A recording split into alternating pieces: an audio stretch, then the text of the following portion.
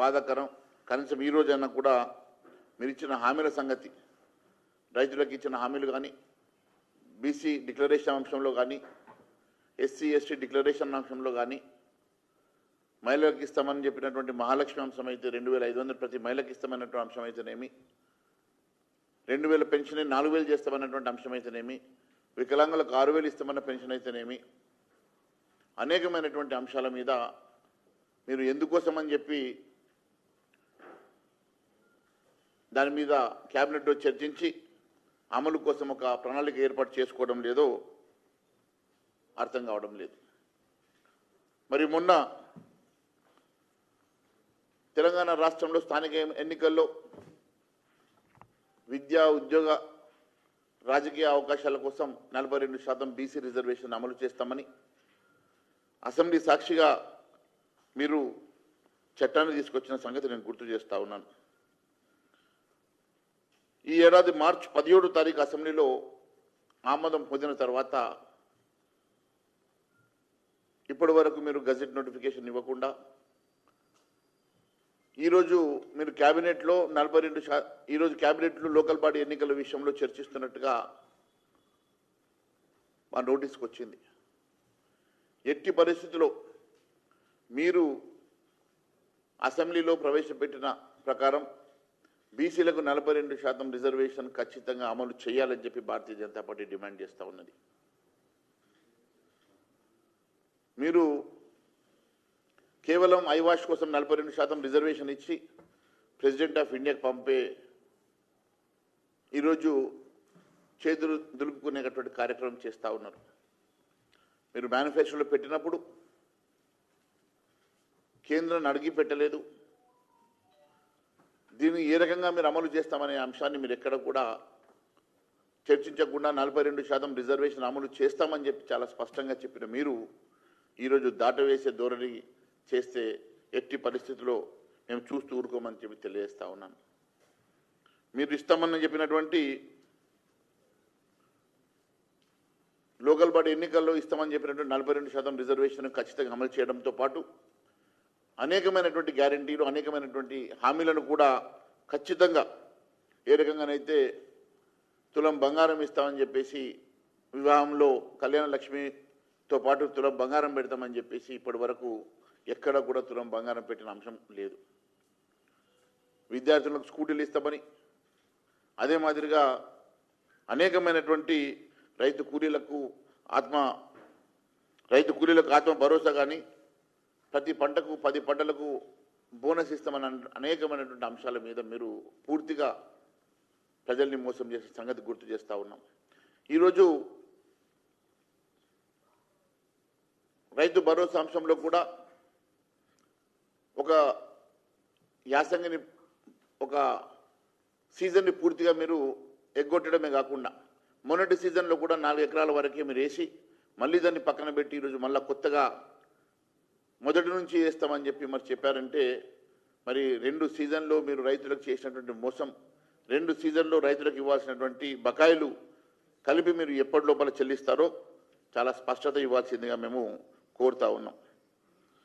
మరి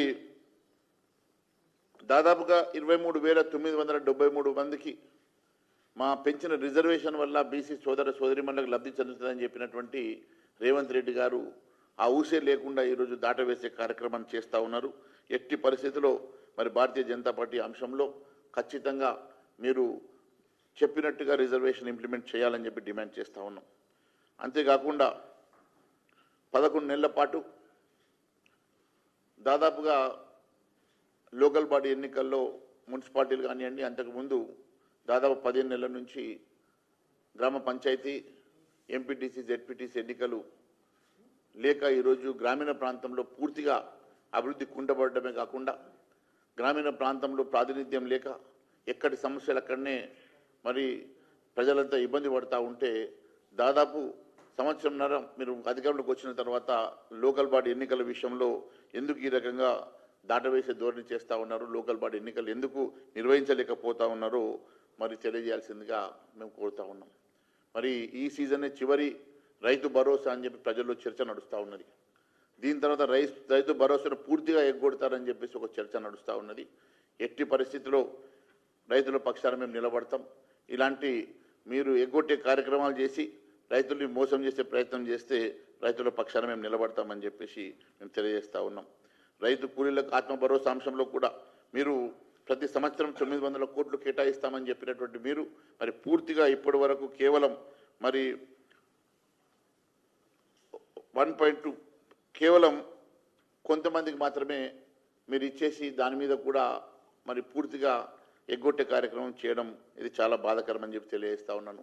రైతు కూలీల అంశంలో కూడా అదే మాదిరిగా రుణమాఫీ అంశంలో కూడా కేవలం 60% 65% వరకే మీరు ఇంప్లిమెంట్ చేసి మిగిలిన వారికి మోసం చేసిన సంగతి నేను గుర్తు చేస్తూ ఉన్నాను. జూన్ 2న ప్రారంభించినటువంటి రాజీవ్ యువ వికాసం దేనికోసం అని చెప్పేసి మీరు పెండింగ్లో పెట్టారు. రాజీవ్ యువ వికాసం కోసం లక్షలాదిగా వచ్చినటువంటి అప్లికేషన్లను మీరు ఏ రకంగా ప్రాసెస్ చేశారు, దేనికోసం అని చెప్పేసి మీరు దాన్ని జూన్ 2వ తారీఖు ప్రారంభిస్తాం, 1,00,000 లోపు ఉన్న వారందరికీ కూడా రాజీవ్ యువ వికాసం ద్వారా మేము డబ్బులు ఇస్తామని చెప్పారు. మరి పూర్తిగా మరి వారందరినీ కూడా మోసం చేసినటువంటి సంగతి గుర్తు చేస్తూ ఉన్నాం. ఎందుకోసం అది మరి డిలే టాక్టిక్ చేస్తూ ఉన్నారు. కనీసం ఈ అసెంబ్లీ ఈ క్యాబినెట్ మీటింగ్లో అయినా దానికి ఇమీడియట్గా దానికి ఒక కార్యరూపం చేర్చి మరి ఇచ్చినటువంటి అప్లికెంట్స్ అందరికీ కూడా వెంటనే న్యాయం చేయాలని చెప్పేసి మేము డిమాండ్ చేస్తూ ఉన్నాం.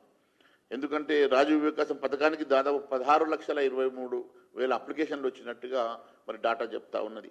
మరి ఇన్ని దరఖాస్తులు వస్తే మరి ఇవన్నిటిని కూడా ఏ రకంగా ప్రాసెస్ చేసి వారికి ఏ రకంగా న్యాయం చేస్తారు, దానికి ప్రణాళిక ఏంటో అని చెప్పేసి మేము అడుగుతూ ఉన్నాం. అంతేకాకుండా గతంలో బీఆర్ఎస్ ప్రభుత్వంలో అనేక స్కాములు జరిగినాయి.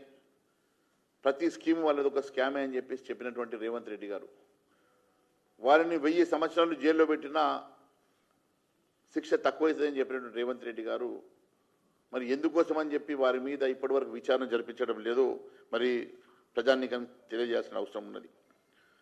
బీఆర్ఎస్ సర్కార్లో జరిగినటువంటి అనేక కుంభకోణాలు, అవినీతి ఆరోపణలు పూర్తి స్థాయిలో హైకోర్టు రిటైర్డ్ న్యాయమూర్తితోటి విచారణ చేపిస్తూ కాలయాపన చేస్తూ ఉన్నారు. దాని అవుట్పుట్ ఇప్పటి వరకు కూడా మరి బయటకు చెప్పకుండా మరి దాంట్లో ఉన్నటువంటి మరి అనేకమైనటువంటి ఆరోపణల మీద మరి ఇప్పటి వరకు మీరు ఎలాంటి చర్యలు తీసుకోకుండా ఎందుకు కాలయాపన చేస్తూ ఉన్నారో మరి ప్రజానీకానికి చెప్పాల్సిందిగా మేము కోరుతా ఉన్నాం. ఎందుకంటే గతంలో చాలాసార్లు మీరు చెప్పారు ఈ 6 గ్యారెంటీలు ఏ రకంగా మీరు పూర్తి చేస్తారని చెప్పి అడిగినటువంటి ప్రశ్నలకు అవినీతి సొమ్ము లక్షల కోట్ల రూపాయలు ఉన్నాయి, అవన్నీ కక్కిస్తా, వాటితోటి నేను 6 గ్యారెంటీలు అమలు చేస్తానని చెప్పిన రేవంత్ రెడ్డి గారు ఈరోజు అవేవి కూడా పట్టించుకోకుండా ఈరోజు కేవలం మ్యాచ్ ఫిక్సింగ్ చేస్తూ ఉన్నారా? ఎందుకోసం అని చెప్పేసి మరి వారి మీద ఇప్పటి వరకు సంవత్సరంన్నరలో మీరు 3 నెలల లోపల అన్నిటి మీద విచారణ పూర్తి చేసి అందరినీ జైల్లో పెడతా అని చెప్పిన మీరు ఇప్పటి వరకు ఎందుకోసం అని చెప్పేసి